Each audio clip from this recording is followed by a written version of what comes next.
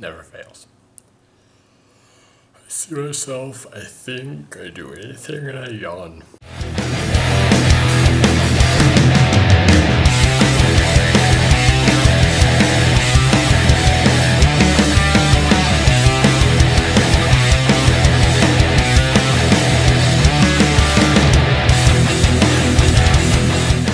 Hey folks, so this is my video. I'm kind of bored. We both are. We are both incredibly bored. And before I go too much farther, I do want to say I don't know how to refer to my husband on film, on camera. I don't know if he's TJ or Theo, Theodore, or him. So I probably will intersperse those. I've been calling him TJ for since I've known him, so over 11 years.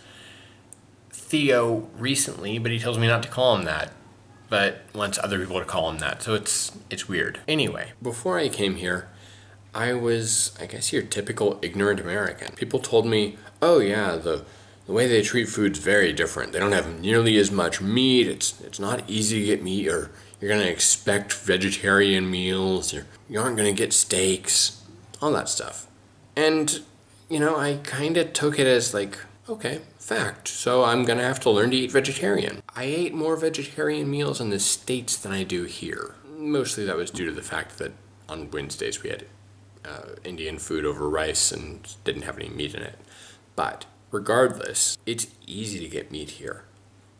We have a butcher down the street that brings in meat from France. They believe in meat here. Is the best way I can put it. It's not a weirdness for them to have meat.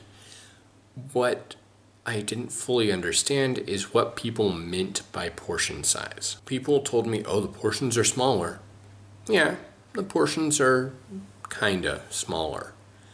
You go to a restaurant, you're not gonna get the huge meals that we got. But then again, as I've been seeing more and more on social media, Tumblr, Reddit, American restaurants are designed to let you take food home for afterwards.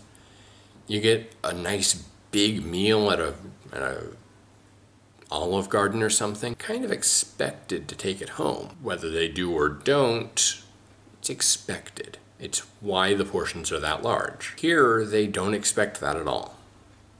So you get small portions relative to what you're used to if you're an American, are still decent sized portions. On the other hand, I am a big guy. I eat a lot, and it means that I wind up being hungry sometimes. It's not a bad thing. Being hungry just means, well, it means I'm gonna be losing a little weight, I hope, once winter ends. Yeah, I really do think that's the highlights. It's been an adventure so far. I'm still thoroughly pleased to be here. It's been, like I said, 5 months. Only thing I wish is that it were easier to get people here. TJ and I are both crazy lonely because, well, making new friends is hard, and we left all of our friends and family back in the States. I would have been facing the same kind of stuff even if I'd stayed, though, because my parents moved just before I did. But I'm learning a lot. It's kind of like how I was talking about the France games when we went to France for TJ's football. When people ask me how the game was or how it was in France, it was cold, the weather was dry, it was foggy somehow in spite of being dry. Kind of unpleasant. Oh, so you didn't have a good time? No, I had a great time. It was one of the best trips I've ever had because it wasn't about the surroundings. It was about the people. And it was about interacting in an environment that was new. It was about being out and about and doing rather than just being. Why do I burp so much? I swallow air when I talk. I've been here 156 days, which is a lot longer than I thought it was, but it also is, short. It's kind of weird. I mean, it's 5 months and change. So in that 5 months, I kind of wanted to go over some of the stuff that's happened and stuff that I've learned, both about the States and about the Netherlands while I've been here. And the first biggest part, and also obviously there's the disclaimer, this is my experience, this is not everyone's experience, this is not saying every inch of the Netherlands is like this. Not by any means. I live in Amsterdam. I work in Amsterdam, except for when I work in Eindhoven. It's not everyone's experience, obviously. The biggest thing I've noticed, and I noticed this within my first couple days here, people are happy at their jobs. Like, you go to Starbucks in the States, you might see people acting happy, but when there's no customers around, or you get dead barista face, where they're just, welcome to Starbucks, can I take your order? All right, what's your name? But here, I haven't seen that. I haven't seen that from fast food workers who make a decent wage. I haven't seen that from restaurant workers or people in stores. Retail in general seem to be totally okay with what they're doing. They're happy. I mean, obviously, there's a little bit of, God, I don't want to do this. But people are generally happy with their jobs. And I don't know why that is. It's one of those things that doesn't make a whole lot of sense to me. Like, I get in the States why people don't like their jobs, but I don't get why people do like the same jobs here. Is it just because people are nicer? Is it because they get paid better? But it does bring up the next piece. People here are calm. Like, I think we mentioned it on the video the other day. TJ was walking and got stuck behind people who were taking a long time because they were relaxed. They were just walking slow. And it's not like they were dragging their feet. They were just chill. They were relaxed, calm. And it's such a wonderful change of pace, because even in the busy parts of Amsterdam, the tourist district, De Pijp, all those places, it's busy, yeah, but people aren't natives, aren't crazy busy and aren't crazy busy and aren't anxious and don't feel like they have to rush all the time. So one of the things I've discovered about the States, and that has just kind of been going around, TJ and I watched a video from a person from the States who backpacked basically across Europe for a while. The people in the States are afraid.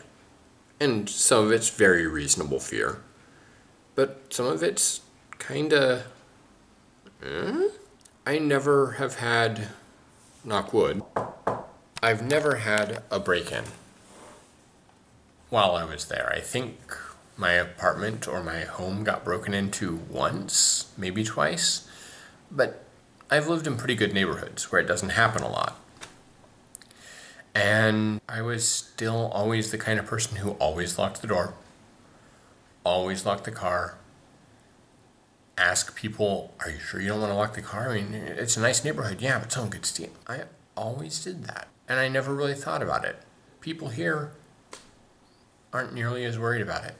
I mean, yeah, they still lock the door. It's not a society based on fear. Instead, it's a society that just focuses on getting stuff done and enjoying themselves. Our butcher waved at us. It feels like we live in a small town because, going back to the other stuff, no one's afraid. Well, people aren't afraid as a rule. People are calm, people are happy. And it's one of the things that would probably take the most getting used to. And actually, for me it was pretty easy, but I can see it being very difficult for anyone of an older generation, really. Anyone who doesn't trust computers completely. Debit cards here are completely a different system. Well, mostly a different system than credit cards. In the States, if you get a debit card, it's Visa or MasterCard, or Discover, I think, has debit cards. It has a number on it that's the same as a credit card number, It looks and acts like a credit card. You can use it online. Here, you don't. I don't even know how to think about it in good terms. They still have credit cards here, and they will run credit cards, but everything runs as credit. If you have a debit card, it links to your account using your IBAN, International Bank Account Number, and it doesn't run as credit, and you can't use it like a credit card. And it doesn't have a credit card number. It's an entirely different thing, but it still works everywhere.